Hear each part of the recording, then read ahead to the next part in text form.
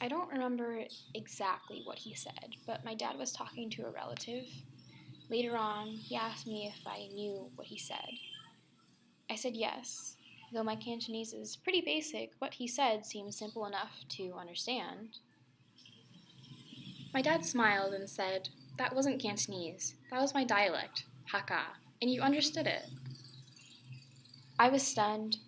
I remember then that my dad was from an ethnic minority in China and had to learn Cantonese, Mandarin, Vietnamese, and English to survive as a refugee. I realized that both of my parents were minorities in their homelands, and here in the US, they were minorities within minorities. My mom was part of the Teochew community, who was made fun of for being the Chinese girl when her family lived in Vietnam. And now that she and my dad made a family in the US, I was met with the generalizations about Asians. There was no room for mainstream white society to know what Hakka or Teochew meant. If someone asked me about my ethnicity, at most they could handle Vietnamese or Chinese.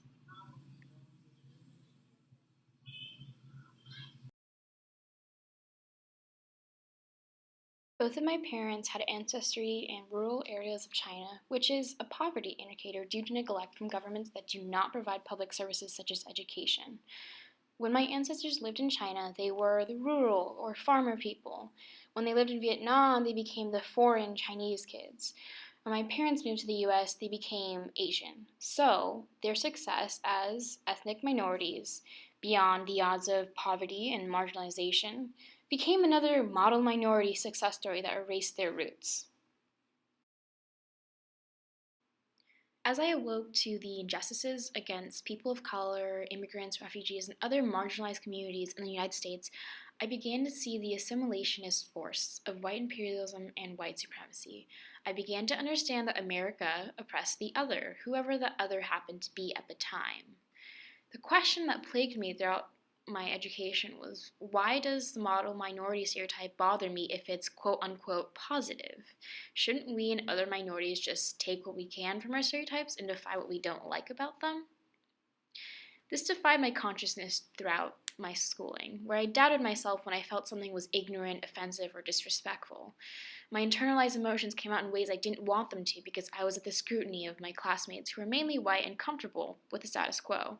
To challenge my treatment and other students of color would make me a target for gossip, and I was so worried about what people thought of me that I would predict in my mind what things they would say about me. She's unreasonable, she's imagining things, it's just a joke, stop complaining, you're not dealing with real racism. If you're so angry, why don't you do something about it? And in my high school and college years, these things have become things that are said to my face, though I now have learned to expect them. What struck me about reading Wiping the War Paint Off the Lens, or about the ground on which August Wilson stands, is that their racial identity unified their ethnicities, that they would unite and revel in identifying as Chicano and black. Singer talks about how Pueblo urban activists would join the powwows of Plains nations to revitalize native cultures. And I thought about how I, a Teochew person, joins Japanese and Vietnamese festivals because my Teochew celebrations are rare. While being Asian can unite us, I started to realize that it came with the burden of the model minority myth.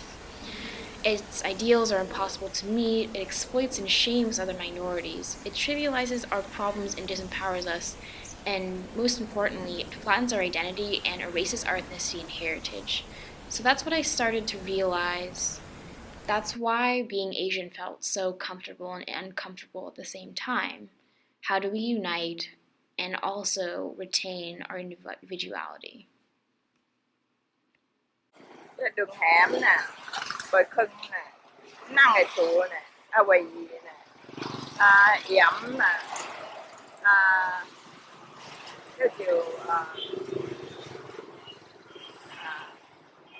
à, cái ông gì kìa hoang là bởi quả coi rồi đó, quả chê nè, cái là chiều à,